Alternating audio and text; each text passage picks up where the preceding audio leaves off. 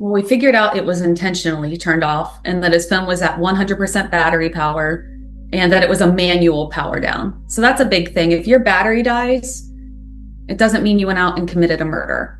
But the fact that you turned off Wi-Fi, manually turned off your phone was charged at 100%, that you never turn off your phone every single day. I shouldn't say never. It's not normal behavior for Bryan Kohberger to turn off his phone. He had done it a few times, but it's not like, Bryan, if you every single day, your best practice is before bed, you turn off your phone and you turn it on every morning. You would be able to look at your pattern and say, this is normal for Bryan, this is not normal. For Bryan Kohberger, turning off his device like that and disabling Wi-Fi before the murders was 100% abnormal and a huge red flag. She's comparing him turning off his phone to previous nights, except that is a biased and misguided approach.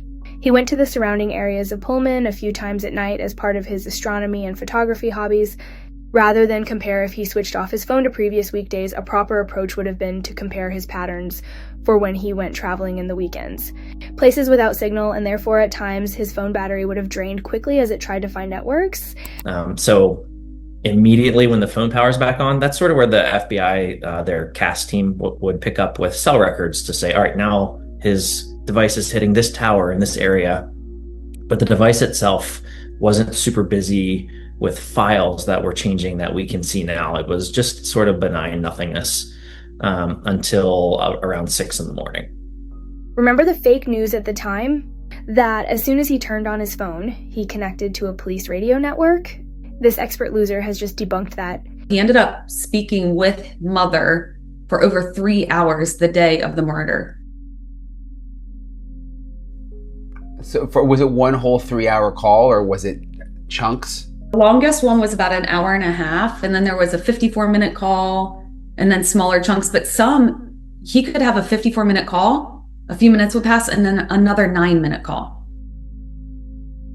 And so when you say he cleared or cleaned his device, is that just clearing the browser history, essentially? Somewhat. Yeah, on the phone, clearing the browser history. On the computer, it was a little bit more. I found the presence on November 16th of a file called Eraser, but he was crafty. And usually you could see, okay, Eraser was run and it wiped these files. I couldn't find that level of detail, but I could see that Eraser was run on November 16th. Could it be from a virus scan or some other scan of software he had on his computer? Sure, but... Bro, what are you talking about, man? A lot of people have been talking about the Mad Greek restaurant where one of the victims worked. Was that in his phone?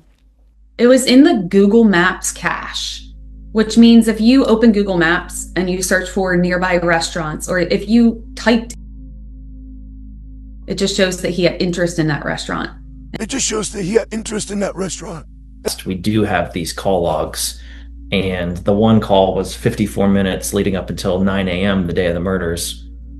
And when we said that, someone else correlated it to, well, he was reportedly back at the crime scene around that time. And we didn't know that because we, weren't focused on that piece of the investigation. We weren't aware. But the words that were being spoken would probably speak volumes to everyone as to what was he saying to her what was he saying to her as he was doing that? As he's driving back towards this crime scene. Except he didn't drive to the crime scene.